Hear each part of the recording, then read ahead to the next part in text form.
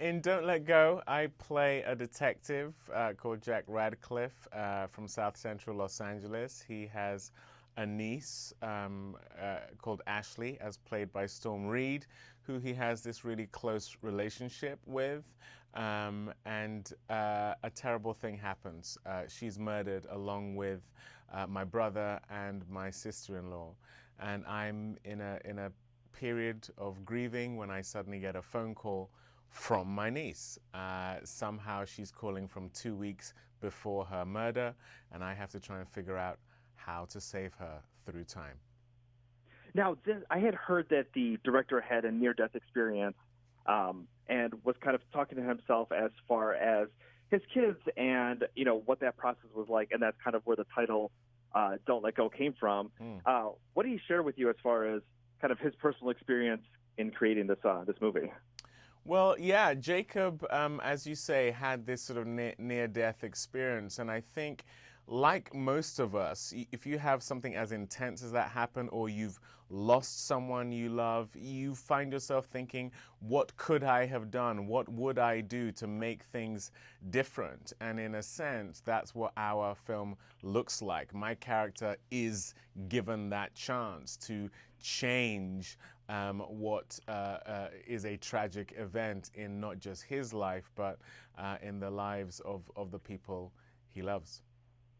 Now, being a father yourself, was this a role that kind of scared you, or was this a role that you kind of invited, kind of knowing that you could channel those emotions of something happening to a family member or someone very close to us?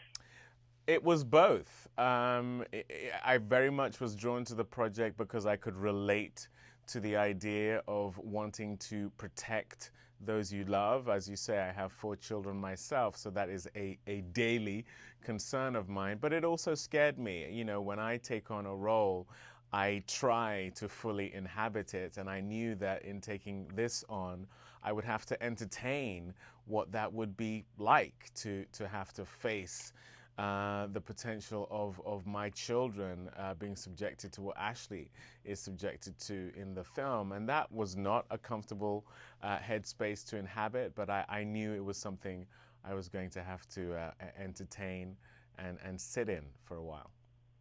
Now, Storm Reid is incredible in this movie. I'm a big fan of her work. Tell me what it was like to work on this project, especially, knowing that, you have kids. This is something that I think everybody thinks about. If given the chance, they would go back and try to fix something from the past. Yeah, and I was just so impressed with her. I mean, as you can already tell, this was not a basic plot, and certainly the demands on her were not simple in terms of her performance. And she was actually 14 at the time when we shot it. She's now 16. I think she was at the tail end of being 14 when we shot the film. And her emotional intelligence, her talent, her bravery in relation to playing the role is just something, every time I see the film, I'm kind of bowled over by. Oh, exactly. Now, usually when there's these time travel movies, it's either something that is science fiction or comedy based, something like a Back to the Future or a Groundhog Day. So either something super futuristic or something that you kind of laugh at over and over again. Right. This is a twist on that genre of movie.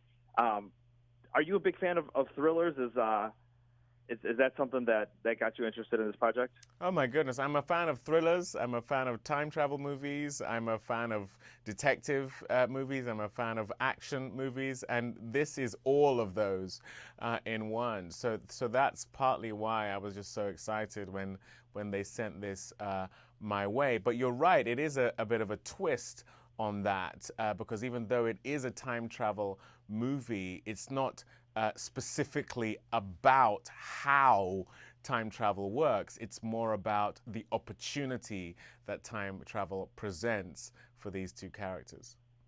Yeah, there's no fancy car to let you back into the future on this one, but it definitely leaves you at the edge of your seat. Yeah. And then final question here with you is that most people over the summer vacation may have gone on a road trip, may have spent some time with family, or maybe gone to one of the theme parks. Tell me what it's like to be able to have a friendship with with Oprah, past your filming days together, and to be able to spend some time over the summer hanging out. Yeah, it's a little bit different than just going to a theme park for your summer holidays. Yeah, she's a very, very good friend. Has been since we did The Butler together, playing mother and son, and we kind of never stopped being mother and son to each other, having done that movie. The thing I will say about spending time with Oprah is you definitely get to eat the best food on the planet. It is just amazing. Her chef is out of this world. But I just love being around her because, as the world knows, she's one of the wisest people you'll ever met, and that's a great thing to be around. What was your favorite thing that you ate while you guys were hanging out? Oh gosh, how she wakes up every morning. You know the way she says "Good morning." She literally does that. She literally does that every morning. She sings her joy, and again, that's another wonderful thing to be around. That just made my whole morning. You doing your Oprah impression, and then maybe next time, you'll get a car, and someone else will get a car. And then there's that, and then there's the cars. And there's the car, yeah, because it's probably tough to hang out with her and not get a car at the end of it. It's mandatory. Wonderful. Thank you so much, David. Much success with the film.